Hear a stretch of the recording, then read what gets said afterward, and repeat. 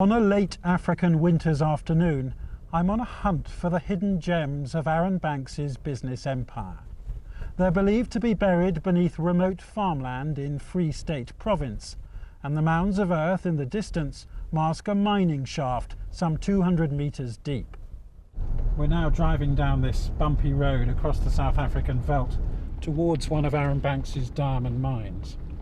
This one's called the Blaubosch mine, and he has said that the diamond industry is the most fun he's ever had in business, with diamonds from his mines here in South Africa now for sale in the UK. Well, that looks like the mine over there. Mr. Banks's Kofia Diamonds sign marks the spot. It is admittedly after office hours, but if there is fun to be had here, it isn't obvious how. Africa's diamond rush peaked over a century ago, but Mr. Banks insists this mine is operating normally and it's in production. Up the road at another Banks mine, New Eland's, and a padlocked gate guards a road which looks barely used. This is a dormant mine, sparkling only in the sun, and the security guard at the working mine opposite confirms as much. Every day when I stand there, there's no people coming. There's no production there. No production at all? No production at all. Diamond mines? Diamond mines, yes, in Kimberley.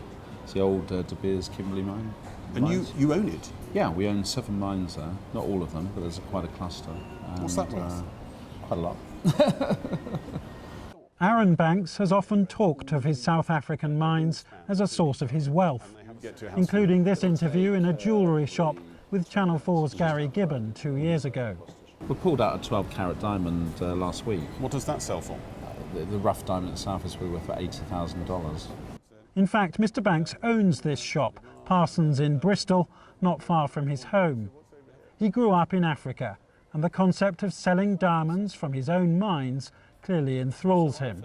These are diamonds from your mine? Some of them are, and some of them are not, but we've got a workshop that basically has started to produce high-end jewellery. So if you look at these ones here, they're tanzanite, beautiful. The town of Kimberley is South Africa's diamond capital. It's built almost on top of what they call the Big Hole, hollowed out by miners in Victorian times. Another controversial British businessman, Cecil Rhodes, made his colossal fortune here as the founder of De Beers Diamonds. And if you drive into the bush from that statue for about an hour, you find a former De Beers mine, now owned by Arron Banks. In 2013, Banks went into a 50-50 partnership at Newlands mine. His 2 other mines were later included in the deal. But according to documents we have discovered, the mines were underperforming and needed big injections of cash to turn them around. Banks's former business partner alleges he went to Russia in a search for money. It seems a long way from here to the courts of justice, but we've obtained extraordinary documents filed in a South African High Court. They allege that in 2015, Arron Banks tried to raise money in Russia to invest in his mines here in South Africa, including this one, and that he travelled to Russia for meetings. Those claims are included in these court documents filed in February, and they matter amid ongoing controversy over how Mr. Banks funded his campaign for Brexit. Last month it emerged that Banks had multiple meetings with the Russian ambassador in late 2015 and in 2016 and was offered potentially lucrative business deals. But his former business partner's testimony suggests his involvement with the Russians was earlier. I was finally made aware in October that in truth Banks had been dealing with Russians who contemplated investing in the mines. I was informed by Banks that he had travelled to Russia and discussed with them the diamond opportunities as well as gold mining opportunities in Russia. He further indicated that he would be meeting with the Russians again during November. We showed the documents to Damien Collins, the Conservative MP who chairs the Commons Select Committee looking into Mr. Banks's role in the Brexit campaign. Well, I think the allegations throw a completely different light on Arron Banks's relationship with the Russians. The papers suggest that he was actively seeking investment from the Russians. He was actively seeking to do deals to support his mining interests in South Africa. And this all happens before his famous boozy lunch with the Russian ambassador. So the Russians knew that Arron Banks needed money and that he was looking to them for it. Arron Banks told Channel 4 News that he never had any business dealings with any Russian investors through any of his businesses. He said there was no evidence to suggest otherwise. But he does appear to have been short of cash.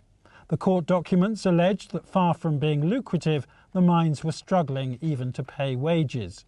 One email from the manager to Arron Banks in April 2015 says, "We're currently running approximately 4.5 million rand in the red, of which approximately 1.75 million are creditors.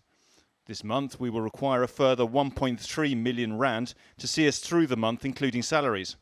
Obviously we will have sales in early May, however we will still need to see the month through." Banks claimed one way he could find the money was by issuing a bond to investors which promised healthy returns. This glossy brochure, now removed from the internet, predicted that with investment, Newlands mine would make profits averaging $7 million a year, while Blaubosch would make $10 million. The aim was to raise around £8 million for the mines. Throughout the early part of 2015, Arron Banks was promising the imminent arrival of these funds. Construction of operation on the mine sites continued in expectation of the funds. However, these funds were not forthcoming. It has recently become apparent that the funds were in fact raised, but were used by Arron Banks in other interests that he has, including, but not limited to, his participation in the funding of Brexit. Mr. Banks told us he didn't go ahead with the bond or any other external investment for his South African mines, and when he was considering it, a referendum wasn't on the cards. He's dismissed all these allegations as fake news, yet they raise further questions about his businesses and his relationship with the Russians. Now, some people would say, if he's so rich that he can afford to spend millions of pounds on Brexit, why does he have to go running around the world trying to raise money through a bond issue to support his mining interests? So where does Arron Banks' money really come from? Mr. Banks told us he is suing his former business partner, who made the claims in the court document, for considerable damages, and that he was hardly a reliable witness.